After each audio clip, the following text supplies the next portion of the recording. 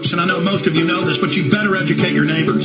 They're getting more informed, but not enough. They get sucked in by the pageantry, the horse race, ball game atmosphere of these elections, and all the endless, mindless, living on the road, my friend, petty minutia that they get everybody to focus in on. Free and clean. This sucks in friends and family and neighbors and people I respect. Your breath is hot. It's so sad for me to see this happen. Your mama's only boy. Now, I really feel sorry for black folks because they are talking about him being Moses, this being the greatest change ever. Oh, they're going to be empowered and freed and it's going to be wonderful. No. A lot of black folks have entered the middle class. But it's going to hurt minorities who per capita have the lowest incomes even worse under all these carbon taxes, under all these regulations. Kennedy cut the income tax by 50% and tax revenues doubled in his first 2 years in office into his third year when they killed him.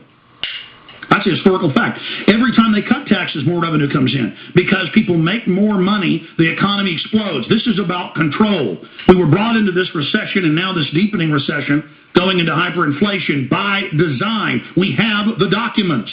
We told you they would call for world government run by the banks. We told you they'd call for a one world government currency. The UN called for that today. It's in Reuters. They're calling for it in hundreds of publications every day. Everything we told you. We know exactly what's happening. This show knows exactly what's going on. And frankly, most of the other Patriot Talk shows don't. The mainline liberals and mainline conservatives don't. Because you don't read globalist documents. We do. Now, why do they want Obama? Well, after 8 years of Bill Clinton carrying the baton, carrying the ball so far, he was worn out. The public was upset and very angry with the Democratic Party. Because, again, the party is owned by foreign interests that don't have our interest. And so everything they do is unpopular. And so then they say, okay, George W. Bush will save you.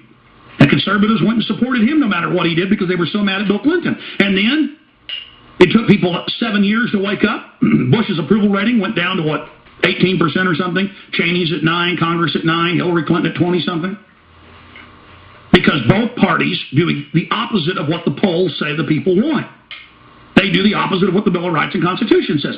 And so they finally, with a year-long campaign, get people tied into it in the primaries. And, okay, we hope there'll be change. We hope he'll remake things. Barack Obama, we'll vote for him.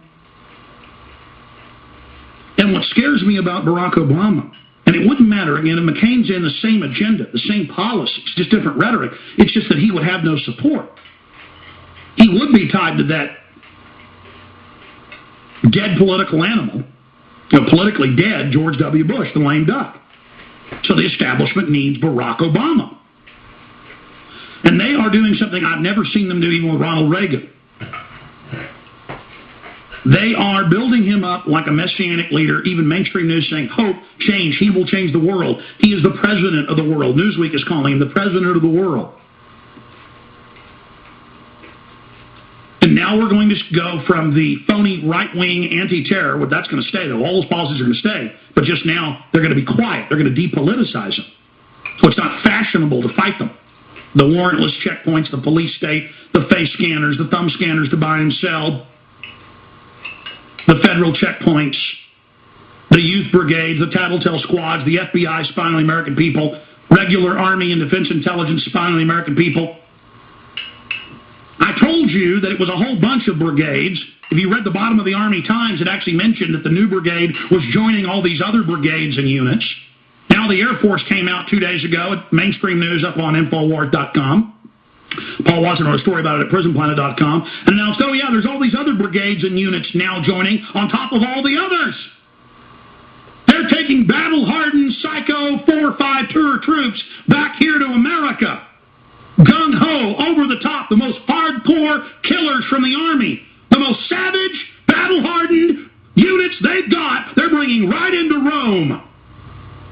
They've crossed the Rubicon. They've openly brought them into Rome. They threatened Congress a month ago with martial law. They didn't go along with it. And Barack Obama says he supports it all. He's going to expand it and have a 1 million+ youth brigade. of young people in uniform spying on their neighbors. And now I'm a right-wing John McCain supporter because I don't like him doing that. I don't like John McCain proposing the same thing and proposing, oh, let's have a military surge to fight crime with troops in America. You people in the left-right system, wake up! Stop being such idiots! You understand, ladies and gentlemen? I'll tell you why else they want Barack Obama when we get back and then take your calls.